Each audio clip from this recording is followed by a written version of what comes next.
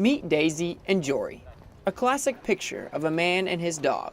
But there is more to this story. Well, I have a genetic metabolic disorder. It's called VLCAD. My body can't use fats for energy.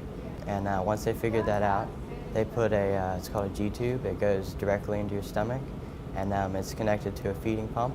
I also have autism and a little bit of muscle weakness as well, and that's sort of a result of the metabolic disorder.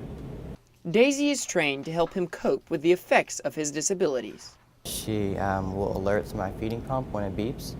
And when it beeps, it means formula's not going in, so that's a big problem. She also helps me with my autism. She has a behavior called rest, where she'll rest her head on my knee.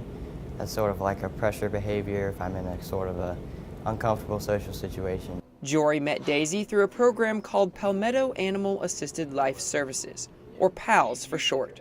PAALS Program Executive Director Jennifer Rogers started the program to help people like Jory. We're going into our 8th year now, and it was really because I saw a need in our community for someone who had some of the skills I had, which was training animals to help people. Little Phil here is 10 weeks old. One day, in probably about 2 years, he'll be fully trained and able to assist people who have disabilities.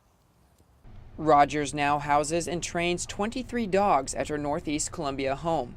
And with more than 30 people on the wait list for dogs, space is running out.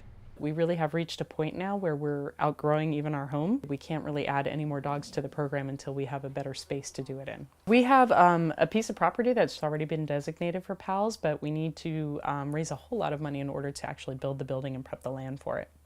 Even with limited space, Rogers says they are helping many people who need service dogs, including Jory, but his case was a little more challenging. What's amazing about Daisy and Jory is that it's a project that we haven't done before. You know, to teach a dog to alert to his stomach pump was a little intimidating at first. And Daisy really surprised us in a good way. Even though Daisy wears a special cape indicating she is a service dog, not everyone understands how important she is to Jory.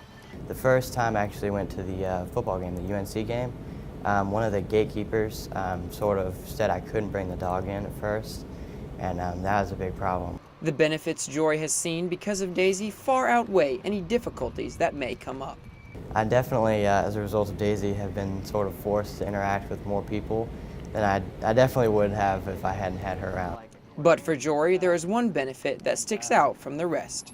For a person with autism, it's like even people that I know and stuff from my class and they're not my friends, sometimes it's, you know, either I don't want to communicate with them, especially at that time, but with Daisy, it's like I always want to communicate with Daisy, so it's like having a really good friend that's by your side all the time. And by Jory's side is exactly where Daisy will stay. Tim Jackman, Carolina News.